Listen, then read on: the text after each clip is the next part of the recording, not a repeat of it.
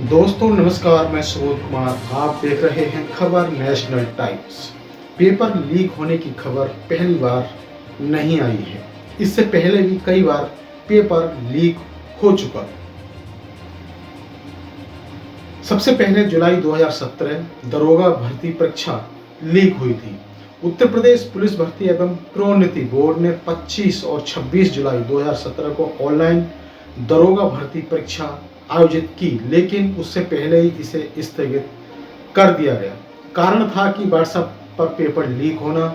Uttar Pradesh police में दरोगा पद पर सीधी भर्ती के लिए रिक्त 3,307 पदों पर 2017 में उत्तर प्रदेश पुलिस भर्ती एवं प्रोन्नति बोर्ड ने ऑनलाइन परीक्षा का फैसला किया था। ऑनलाइन परीक्षा 13 जुलाई से शुरू हुई थी, जो 31 जुलाई तक होनी थी। 3,307 पदों में पुरुषों के लिए 2,400 पद, महिलाओं के लिए 600 पद, पीएसी के प्लाटून कमांडर के लिए 210 और अग्निशमन अधिकारी के लिए 97 पद थे। इन 3,307 पदों के लिए 20 लाख से ज़्यादा युवाओं ने आवेदन किया था, जिसमें बोर्ड ने करीब 9 लाख आवेदकों को ऑनलाइन परीक्षा के लिए आमंत्रित किया था। दरोगा पद के लिए हो रही ऑनलाइन परीक्षा के लिए प्रदेश के 22 जिलों में परीक्षा केंद्र बनाए गए थे।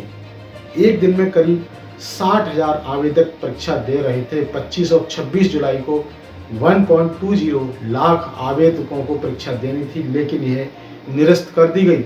इसके साथ ही कुछ और पेपर भी लीक हुए थे, वो भी आपको जानकारी देते हैं।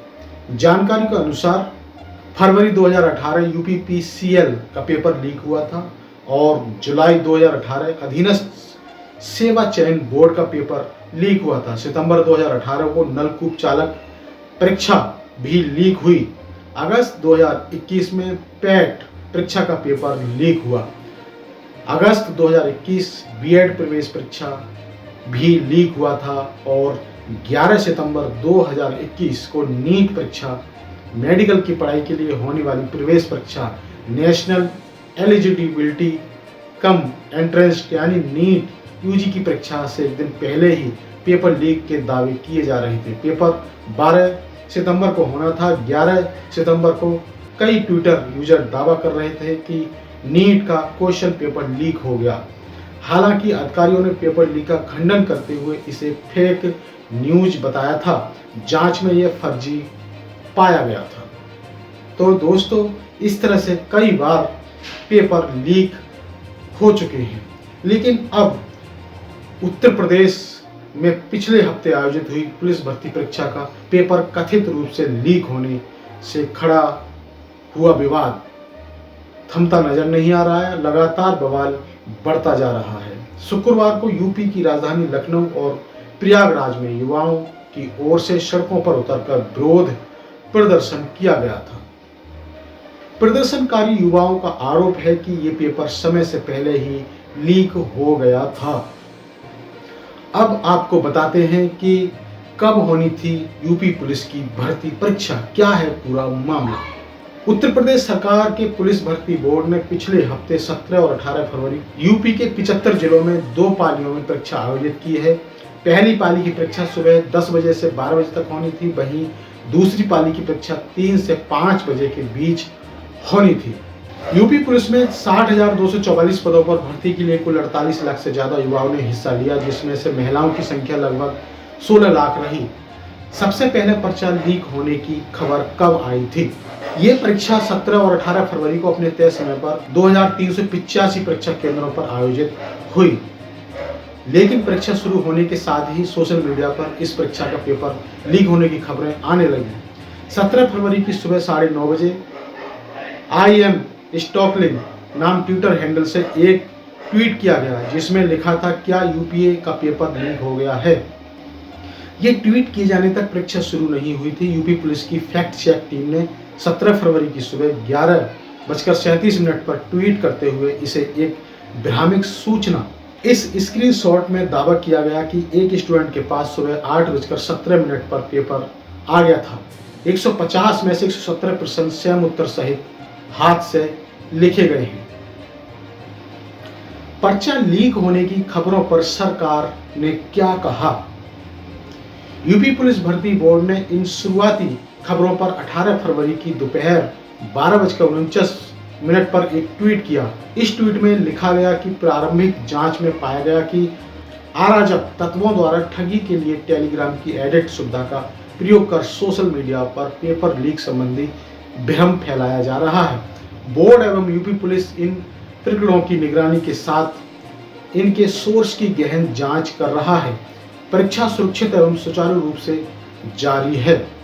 सोशल मीडिया पर ऐसे तमाम पोस्ट देखे जा सकते हैं जिनमें युवा इस तरह के दावे और सबूत पेश करते नजर आ रहे हैं, लेकिन वहीं हमारा चैनल इन दावों और स्क्रीनशॉट्स की प्रामाणिकता की स्वतंत्र रूप से पुष्टि नहीं कर सकता है।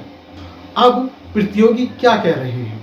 लखनऊ में रहकर प्रतियोगी परीक्षाओं की तैयारी कर रही छात्रा कहती हैं कि हमारी सिर्फ इतनी मांग है कि सरकार ये परीक्षा रद्द कराकर पुनः परीक्षा आयोजित कराए, क्योंकि पेपर लीक हुआ है।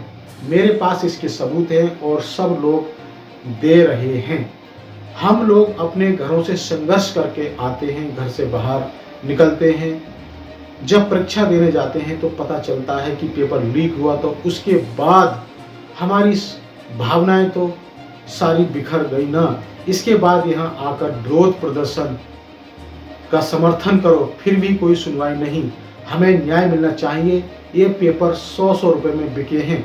हमारे पास अगर 100 रुपये भी नहीं है तो हम क्या कर सकते हैं? दोस्तों, इस तरह से ये छात्र कह रहे हैं। उत्तर प्रदेश के मऊ जिले से लखनऊ आकर परीक्षा की तैयारी करने वाली अमृता कुमारी कहती हैं कि बच्चे अपनी परिवार से दूर हो जाते हैं, तैयारी करते हैं ताकि कुछ बन जाए। हम मऊ से यहाँ लखनऊ पढ़ने के लिए आए हैं, कम से कम 2 साल हो गए हैं हमें।